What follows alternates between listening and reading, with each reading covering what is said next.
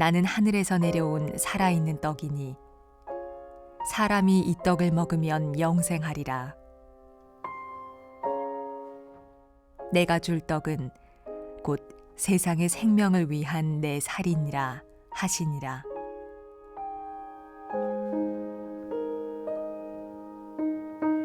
예수께서는 나는 하늘에서 내려온 살아있는 빵이다. 이 빵을 먹는 사람은 누구나 영원히 살 것이다. 내가 줄 빵은 나의 살이다 라고 말씀하셨습니다. 격분한 유대인들이 물었습니다. 이 사람이 어떻게 우리에게 자기 살을 먹으라고 줄 수 있을까? 어떻게? 과학적 질문입니다. 이것은 지금까지 성만찬을 둘러싼 신학적 논쟁에도 유효한 질문이었습니다. 어떻게 빵과 포도주가 예수님의 살과 피로 변할 수 있을까? 빵과 포도주는 단순히 상징인가?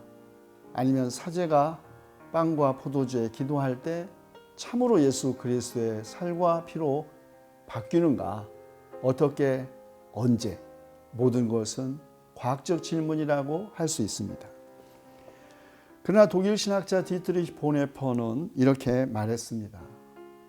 성만찬은 하나님의 인간 되심이 아니라 하나님이자 인간이신 예수께서 자기를 낮추신 행위라고. 그렇습니다. 문제의 핵심은 어떻게가 아니라 누구의 살과 피냐는 것입니다.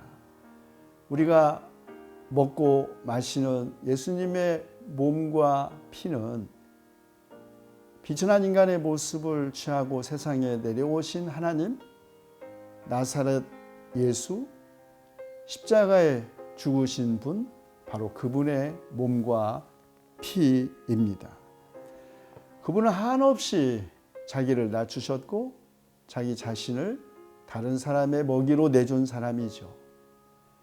예수께서는 나는 하늘에서 내려온 생명의 빵이니 나를 먹어라.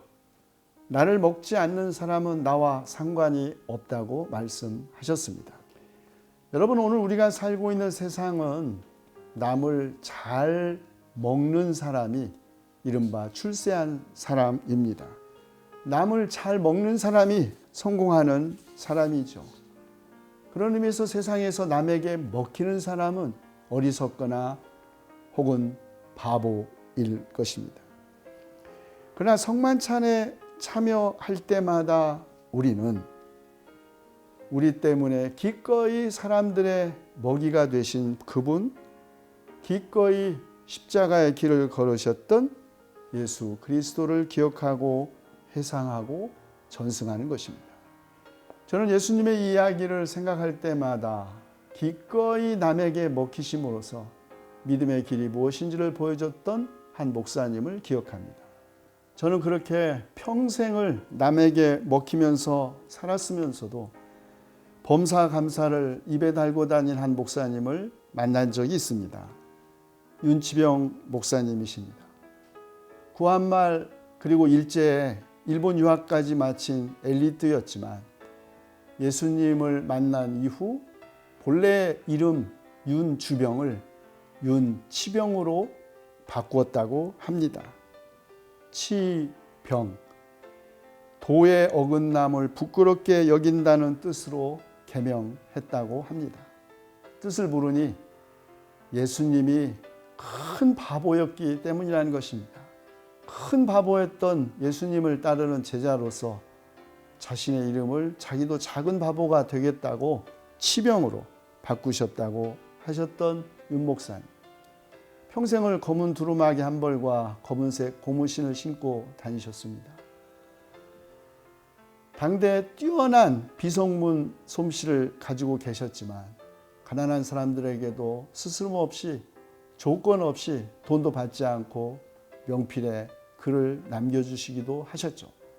그런데 저를 놀라게 한 것은 바로 그 목사님께서 나이가 많은 정신장애를 가진 아들과 함께 평생을 사셨다는 것입니다. 사람들은 수군거리고 목사가 저주를 받아 저런 장애 아들을 갖고 있다며 교회를 떠나기도 했지만 목사님은 평생을 남에게 먹히면서도 오직 외길 남을 위한 삶을 사신 분입니다. 저는 윤 목사님을 생각할 때마다 도스토옙스키의 백치를 생각했습니다.